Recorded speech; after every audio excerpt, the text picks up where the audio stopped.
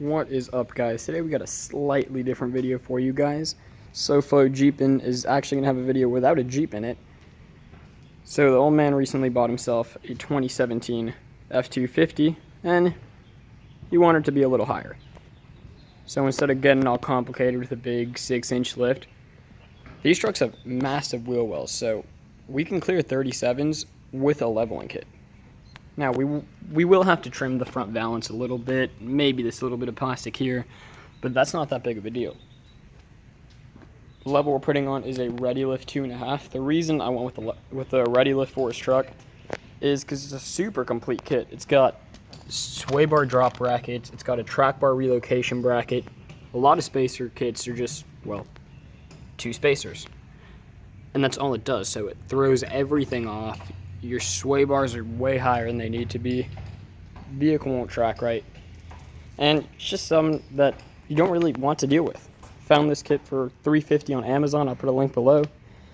But, well, without further ado, let's get to it. Just jack up the truck, put the frame on jack stands, and put a couple smaller jack stands on the under the axle just to support it when you decide to unbolt the shock and drop it. Now, it goes without saying, but it'd obviously be a good idea to remove your wheels and tires. Thank God, I'm not used to these 8-lug wheels. So used to these little 5-lug wheels. Took a little bit longer to get these 8 lugs off, but wasn't that bad. What you want to do is unbolt the brake line bracket, both on the frame side and the axle side, because you are going to be dropping this axle, so you don't want to put too much strain on the brake lines. You're going to do the same thing on the other side as well. Now, once you've got the brake line brackets off, you're going to want to remove the bottom shock bolt. Now, something I forgot to mention before, that's a 13, that's a 10, and that's an 18. Now, once you got the bottom of the shock unbolted, you're going to want to unbolt the sway bar. There's 2 on this side, 2 on the other side. Those are a 15. The next step is going to be installing the spacer itself. For that, you're going to finish dropping the axle completely, and you're just going to slip the spacer and a little urethane ring on top of the factory isolator. One thing I found made the job a little bit easier was to loosen that radius arm bolt there just a little bit on both sides. Made it a lot easier to drop the axle. Now, next I went ahead and installed the sway bar drop bracket. You go ahead and install it using the factory hardware, and I was about to install the sway bar onto it, but I'm going to hold off on doing that, and I'm going to pull off the track bar bracket first to install the track bar relocation bracket, just because it'll be way easier to get all that to align once everything's nice and centered. So next I'm going to go ahead and remove the track bar bracket. That's a bolt here, a bolt here, and 3 bolts way up there. Yeah, those 3.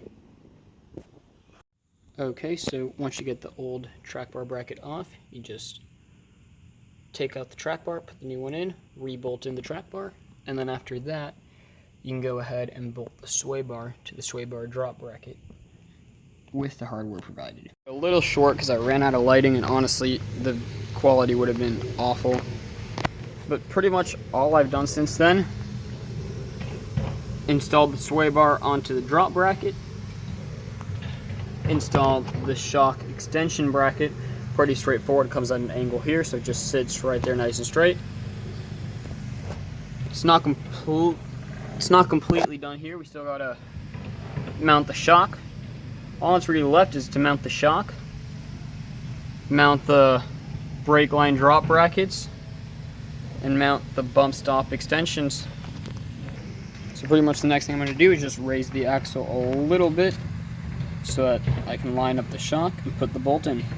Brake line extension bracket, you're just going to grab the Ready Lift bracket, just bolt it in right into the stock location with the stock hardware. And then after that, you're just going to want to pull down on this line a little bit. Just slide that back into that clip. There we go. You're going to slide that line down so that way you can put the existing brake line bracket onto the extension using the provided hardware. After that, you can go ahead and bolt the lower brake line bracket back into the axle. Next, we're gonna put in the bump stop spacer. To do that, we're gonna start by just pulling off the stock bump stop. It pretty much just comes out with a little bit of wiggling. If you can't get it, just get it with like a screwdriver or something. It comes out fairly. Now, once you've got the bump stop off, you can grab a 10mm and unbolt the bump stop holder that comes on the truck. Once you've got the factory bracket off, you're just going to put the bump stop extender on top of the factory bump stop mount, and then run the ready lift bolt up through both of them and tighten them onto the frame. Now once you've got tightened on there, you're just going to want to grab the factory stop and just push it right back in. Now I found it helps to put a little bit of WD-40 in, that way it goes in a little bit easier. So yeah, that's really all that's left of the kit. Now once you've gone through and just made sure you got all your bolts where they need to be, getting nice and tightened down. Now what I like to do, it's not a mandatory part of the install, but some nice peace of mind, just grab a Sharpie or a paint pen or something, and just put a little mark that goes from the bolt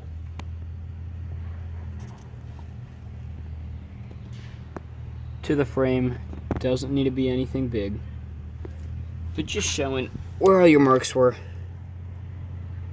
so that when I go to take off the wheels and tires next week, I can look at those and know that nothing backed out where it shouldn't have.